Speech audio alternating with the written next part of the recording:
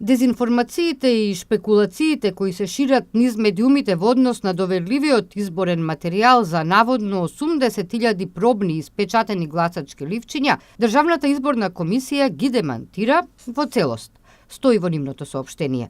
Државната изборна комисија има целосна контрола врз целиот изборен процес, а особено врз печатењето на доверливиот изборен материјал, велат оттаму.